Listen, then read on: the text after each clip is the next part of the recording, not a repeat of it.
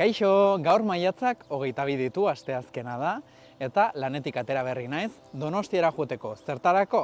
Ebakuntza refraktiboaren balorazioa egiteko, egiteko proba batzuk, ikusteko ea ze ebakuntza mota egin daiteken hipermetropia eta astigmatismoa kentzeko. Goazen! Kaixo, egun batzuk pasa dira, maiatzaren 25 da, larun bata, eta kontatu nahi dizuet zer moduz joan zen asteazkenekoa. Ni joan nintzen Mirantza begitekera Donostian, ez da publizitatea, baina besteik gabe kontatu nahi dizuet. Orduan, itzorduan ekan 12 eta 4 eta esango nuke iritsi nintzela 12 eta 5, hola 10 minutu lehenago, baina ondoz, horrela komunera joan nintzen, eta harreran nire fitxa bete zuten nire datuekin, eta kontsentimendu batzuk bete behar nituen, eta listo. Berehala hartatu ninduten, hasi nintzen proba batzuk egiten, eta esan ziaten itxagoteko behian. Eta hor bestelako proba batzuk egin zizkiaten hasi ziren graduazioarekin, eta egia da gatu nintzen pixkat, mesfidati baino deskolokatua, ze optikara joaten nahi zenean, edo joan izan nahi zenean, graduazioan denbora gehiago eman dugu, baina beak segituan nintzian, eta hola eta nigatu nintzen hola, eta bestelako proba batzuk egitera joan ginen, ez dakitzen bat makinetatik pasa ginen, baina makina pilo bat erabili zituzten, eta ez dakit zein ziaten esan. Eta gero, eta laurdenetan baldimanekan itzordua, hoi jazian 20 gutxi. Eta 20 gutxitan jarri zizkiaten alako tanto batzuk beginia dilatatzeko, zabaltzeko. Eta esan zidaten, enuela oso ondo ikusiko. Eta hemen, nire partetik gomendioa, horrelakorik egiten baduzue, jun zaitezten norbaitekin probak egitera. Ze geho enuen ezer ikusten. Oso desenfokatua ikusten dena, enuen erlojua irakurtzen, enuen mobila irakurtzen, letra handiena jarri nuen eta lata guztiz ere enuen irakurtzen, eta gainera, santzian arratsalde osoa ikusiko nuela gaizki, eta arratsalde osoa ikusi nuen lauso, baina urrengo gunean indikan, banekan sensibilitate handi argiarekiko, ez? Orduan, jun zaitezten norbaitekin, eta eraman eguzkitako betaurrekoak. Egon nintzen 20 minutu pasilloan, tantoek efektua egin zezaten itxaroten, eta hor deitu nindun medikuak. Medikuarekin zerbait intzian, proba txikiren bat, baina berehala esan zidan, ni banintzela gai ebakuntza daiteke auto horrek asko lasaitu nindun, ze nire beldurra zen, ez dakit, kornean arazoren bat izatea, edo mehegia izatea, eta orduan laserra ezin egitea, edo dena elako. Orduan esan zidan, dena ondo zegoela, gai nintzela ebakuntza daiteko, eta gauza txar bakarra edo, astigmatismo pilo bat dakatela baina hori bagenekin. Orduan, lau dioptria ez da inbeste, baina, bada. Osea, betaurreko ikabe ez dut bate ikusten. Kontua da, azaldu zidan, pixkat, nire begilak eta nire, proben guztien emaitzak ikusi eta gero, berak gomendatzen zidala femtolasik. Horrez esan nahi du, lasik ebakuntza, eta haiek begiteken erabiltzen dute femtosegunduko laserra. Normalian lasik egiteko, inbar dute kornearen epitelioa moztu, halako estanitxo bat irekitzen dute, gero lasik laserrarekin kornearen forma moldatu alitzateko, ez? Zizelkatuko balute bezala laser bidez. Eta mozketa hori hasieran iten zen kutxila batekin, baina gaur egun leku gehienetan esango nuke femtosegunduko laser horrekin egiten dute. Orduan mozketa hori egiten dute laser batekin, gero pasatzen zaituzte lasik laserra, egiten dute gutxi gora bera laserrakin egon zera 5 segundu begi bakoitzean. Eta hola, saldu zian prozedimendu guztia, eta esan zidan,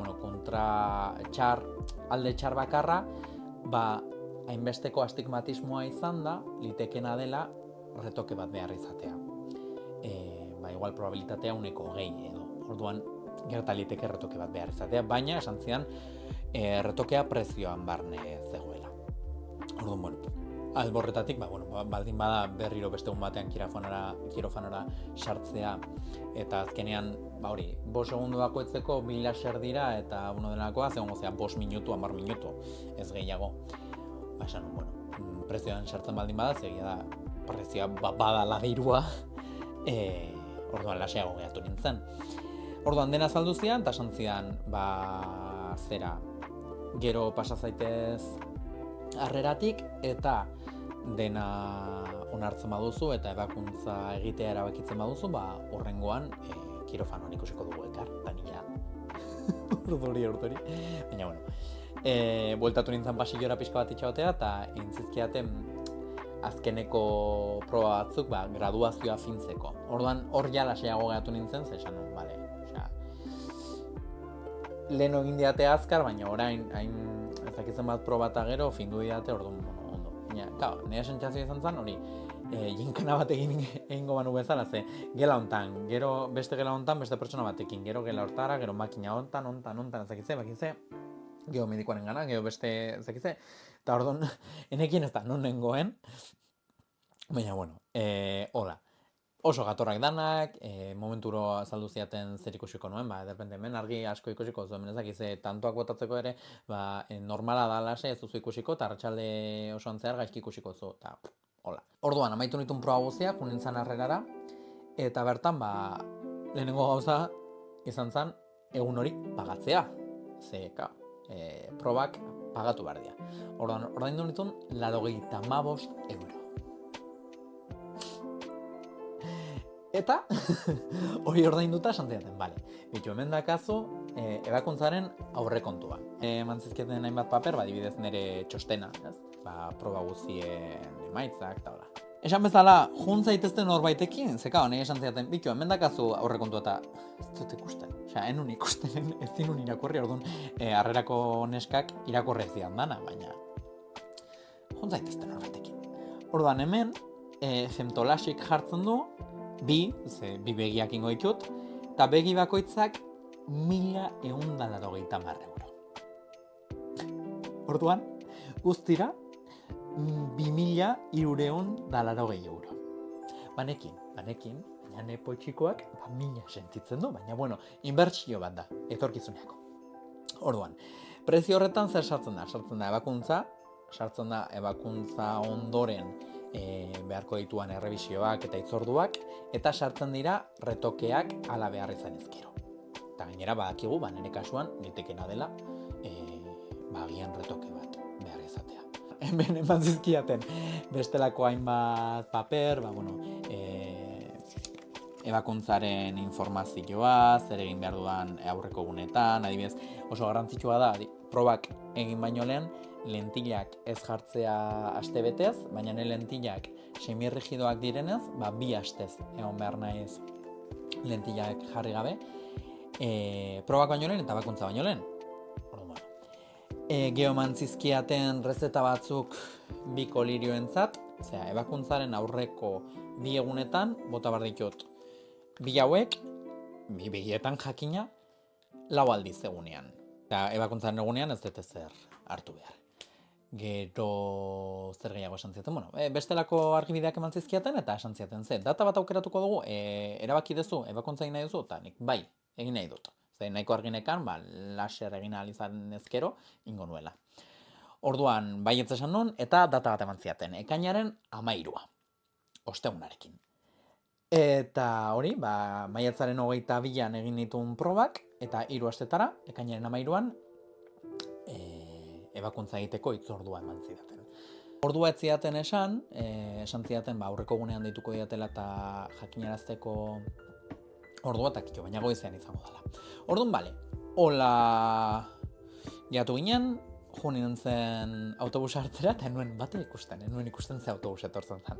Orduan, jun zaitezten horbaitekin halakorik egitekotan. Kontua, aurrengo gunean, goizean, deitu zidaten begiteketik. Eta esan zidaten, haizu jokin, utxune bat gehatu zaigu libre, datorren asterako. Datorren ostiralean egin nahi duzu, 31an. Eta esan nion.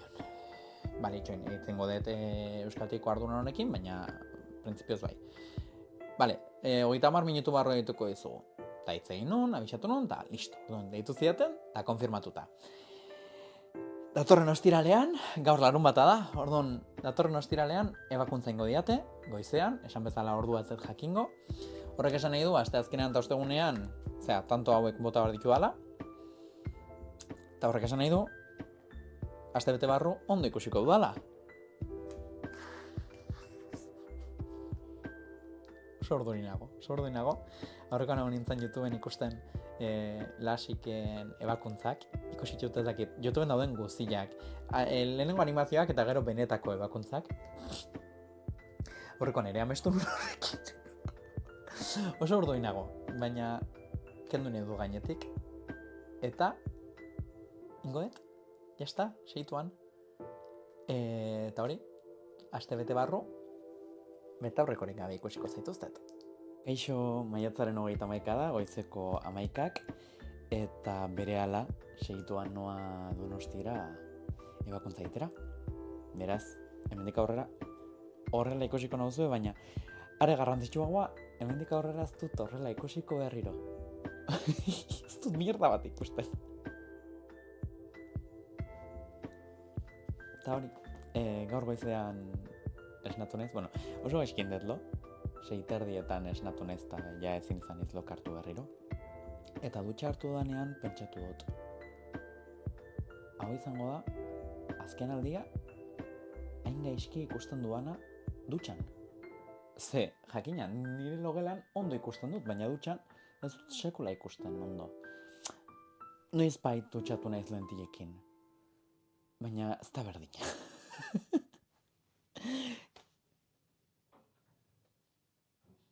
Urdurinago. Eta bai, urdurinago, espero dut dena ondo ateratzea. Eta hori. The next day. Kaixo, egunon. Ekainaren lehenengoa da. Goizeko 11, justo puntuan. Eta listo. Atzo egin zidaten ebakuntza, atzo goiz eguerdi partean. Bitxia da, ze atzo esan nun. Azkeneko argazkia betaurrekoekin, azkeneko aldia betaurrekoekin, eta atean nintzanetik, ez ditut betaurrekoak kendu, baina bestelako betaurrekoak dira ezta. Egia esan, nintzen hauekin atera, hauekin atera nintzen, gorriak dira, baina, fijatzen bazarete, dena estaltzen dute, eta atzo eskertu nuen. Kogoan dut aitak eraman indun kotxean, eta enun jasaten argia. Negon, hauekin, eta begiak estalita. Baina, gaur, egia esan, ez dit molestatzen, hortxe dago argia, baina, jantzten ditut, batez ere, saiesteko begiak ikutzea. Ze oso garrantzitsua da, begiak ez ikutzea ebakuntza eta gero. Oso ilusionatu da nago. Ikusten dut, bai eta ez. Atzo arratsaldean hobeto ikusten nuen, baina, ondo ikusten dut. Urrutitikan mierda bat ez dut ikusten, baina normala omen da. Kontua da, eta aurreko hauek ja ez ditu ala erabiliko. Sekula ez diate balio. Zebitxia. Eta era berean, lentilak, ez dut gehiago erabiliko. Oso bai do. Oso ondo juntzen dena, gaur izan dut errebizioa, nahiz da larun bata izan, esan zian, bihar 10 laurdo gutxitan, etorri eta jungo naiz ateraino zure bila. Itxinaz, dana itzalita zegoen, klinika itxita zegoen inor, ondo ekin behar nion. Gaina gogoan nekan ez. Lasik pazienteak gustatzen zait urrengo gunean ikustea. Bai, ondo haitu nun. Baina etorri da, ni ikustera propio. Etorri da joan da, ez? Kontua da, ebakuntza hauetan oso garrantzitsua dela, kornearen xafla, irekitzen duten xafla hori, ondo istea eta garbi egotea. Eta, bai, dena ondo dago, bestela kirofanora jogo nintzateken gaur goizean, garbitzera, ez da ezer larria, baina esan ditala, garrantzitsua dela lehenengo orduetan ikustea hori, ze bestela oainez elitzateke arazo bat izango, baina gerora bai. Eta listo, gaur ondo nago, atzo hobeto ikusten nuen, baina molestia dexentenekan begian, enun argia jasaten, honintzan hemen logela hontan ilunpetan. Eta lo egiteko jarri behar ditut hauek, hola, eta esparadrokoakin jarri bazpare, gertaliteke gauean nahi gabe begiak ikutzea edo, eta lehenengo egunetan oso garrantzitsua da begiak bat ere ez ikutzea. Orduan, bueno, 2 astez, egon naiz lo egiten nola. Eta listo, ez dakit, datorren astean dakat errebisioa, eta ikusiko dugu, kontatuko dizuet. Arratsaldeon, ekaineko 22 ditu, ni pixka bat gaixo nago, baina kito, hemen gaude. 3 aste eta egun bat pasa dira ebakuntzatik, eta oso ondo nago, dagoeneko ja ez ditut tantoak erabiltzen, 3 astez egon naiz tantoak erabiltzen. 2 astez partxeak erabiltzen lo egiteko, eta hoixe, eguzkitako betaurrekoak ere, kalean erabiltzen ditut, baina normaltasun osoz, ja barruan eta bar ez ditut erabiltzen. Zentzu horretan oso ondo nago, ebakuntza pasa eta astebetera egin zidaten errebisioa eta hor esan zidaten dena ondo zegoela. Eta printzipioz, hilabete bat pasa ondoren joan beharko nintzateke errebisio bat egiteko, baina kontua da, datorren, 2 aste barru tokatuko litzaidakela, baina Austriara noa koroarekin lehiaketa dut, eta gero batzuk eratuko naiz, eta bueltatzen naizenean medikoa oporretan doa, beraz, gauza bat dela bestea dela, abuztuan ikusiko dugu elkar, baina ez da zer gertatzen, ze printzipioz osasuntsu nago, arazoren bat izango banu, deituko nuke klinikara, baina printzipioz ez da beharrezkoa izango, eta abuztuan ingo diate errebisioa ikusteko nola geratu zaidan bista. Kaixo, abuztuako 22 ditu eta atzo Bilboko aste nagusira jo nintzen. Baina hori ez da garrantzitsuena, atzo Bilbora joan baino lehen begiteketik pasa nintzen azkeneko errebisioa egitera. Bertan, duela gutxi esan dizuedan bezala, graduazioa egin zidaten eta begiratu zidaten zen dut nekan kornia eta bar. Zentzu horretan, nekorniak oso ondo daude, beraz, pozpozik. Eta graduazioarena, ezagutzen nautenek badakite, egon ezela ebakuntza inunetik, pixka bat kezkatuta, egia da, nahiko dramas banazela, baina pixka bat kezkatuta, begiko begitik enuelako ikusten, ezkerreko begitik bezain zehatz, bezain ondo. Eta esaten uste dut astigmatismo pixka bat geratu zaitera, eta hala da. Egin zidaten graduazioa, eta ezkerreko begian 0 dakat ikusmen perfektua. Eta, esan behar dut, nire begi dominantea dela, beraz, pozpozik. Eskuinekoan hipermetropiarik ez, eta astigmatismo 0,5. Orduan, nik pentsatzen nun retokea ingo zidatela, baina medikoak esan zidan ez dula merezi. Hain gutxi izan da, ez dula merezi. Eta egia da, nik egunerokotasunean ez dut nabaritzen. Eta oso pozik nago orain ez ditut betaurrekoak erabiltzen ezertako, ez ditut, baina ez ditut behar. Irakurtzen dut mobilean primeran, ordenagailuan primeran, liburuak irakurtzen ditut arazorik gabe, nahizta argi gutxion, egia da oraindik denbora gutxi pasa dela, baina primeran ikusten dut, aurrekoan inkluso hondartzara jo nintzen eta emozionatu nintzen, ze lehen aldiz nahi bizitzan sartu nintzen uretan, eta ura, ondarra, aparra, dana definizio altuan ikusten nun. Ematen zuen pelikula bat, benetan, zuetako askok horrela ikusi ezue beti ondartza, beti ikusi ezue horrela itxasua. Orduan, oso pozik nago, oso ondo ikusten dut. Beti dago zea ikusi nahi zula, perfecto, baina egia da ez dutela nabaritzen. Noiz nabaritzen dut ez dutela perfecto ikusten, egiten zenean, hola.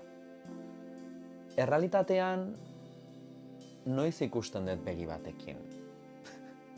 Normalian ez. Eta gero hasieran geratu nintzen pixka raetuta, eta gero pentsatu nun, egia da, bigarren ebakuntza bat egitea, hain gutxigatik,